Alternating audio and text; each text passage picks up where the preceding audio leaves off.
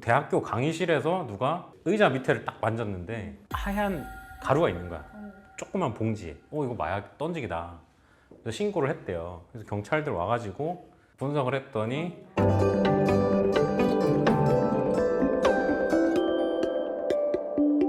네, 안녕하세요. 재판일기 김지원 변호사.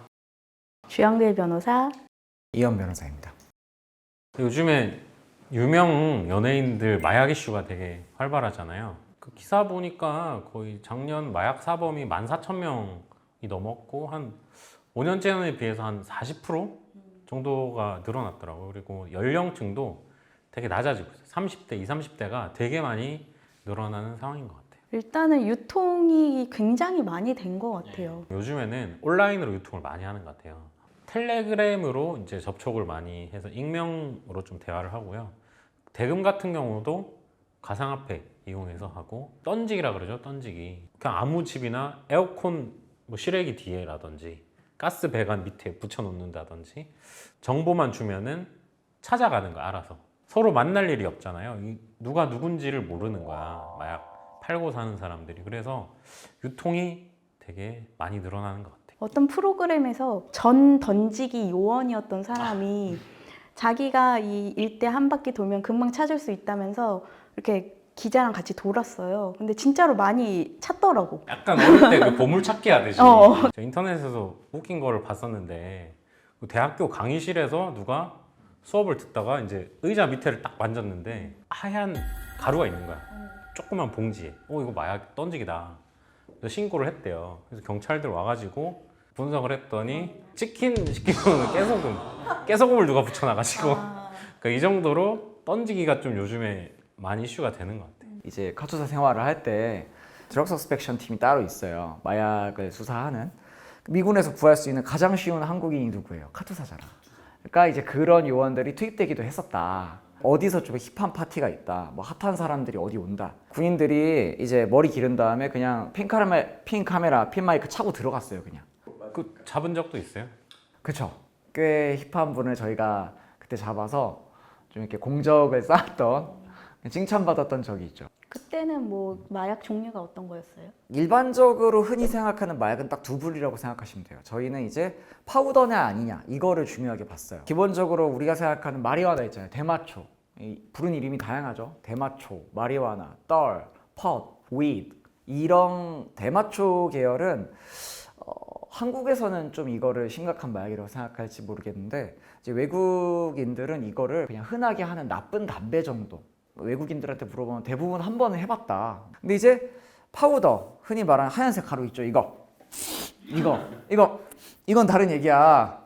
이건 다른 얘기라고. 이거부터는 이제 흔히 말하는 코카인, 뭐 흔히 말하는 메삼페타민, 그 필로폰 같은 거, 거기서부터는 약간 좀 해서는 안 될 일이다라는 인식이 있어요. 우리나라도 대마랑 필로폰만 보더라도 형량 차이가 꽤 있는 것 같아요.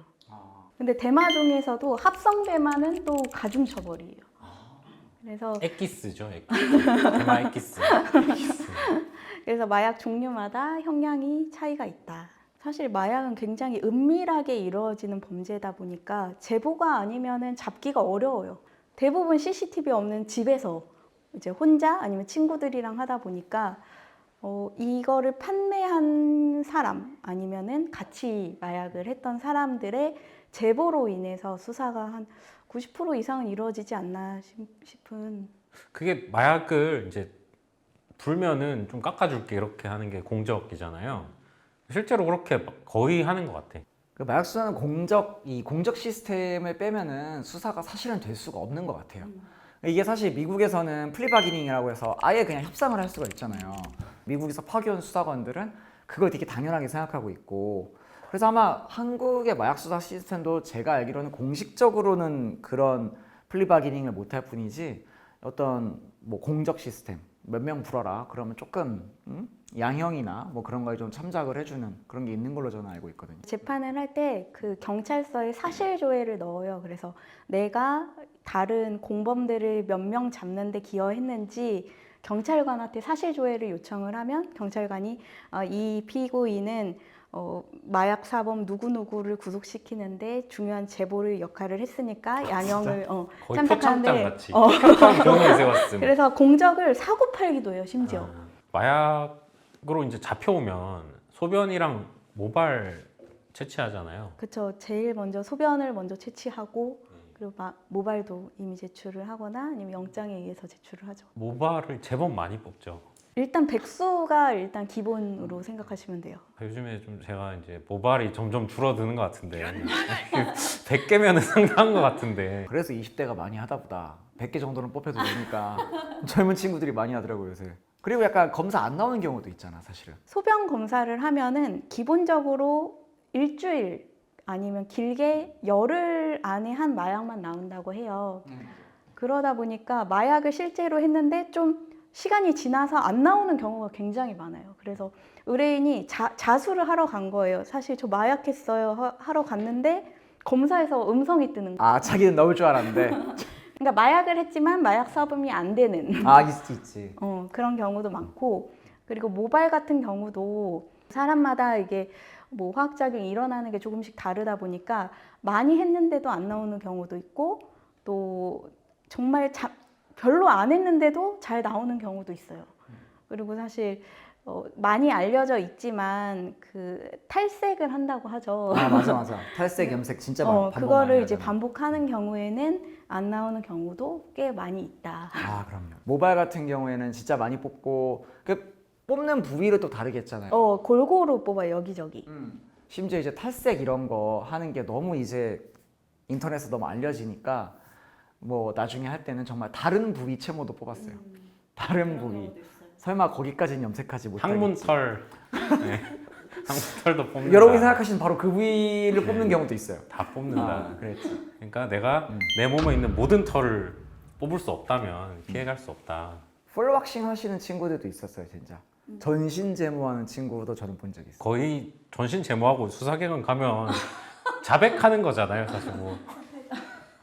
태국이 지금 합법화가 됐잖아요. 아 그렇죠. 그런 데서 좀 대마를 흔히 접하고 혹은 실수로 막 음식 같은 데 들어간 걸 쿠키.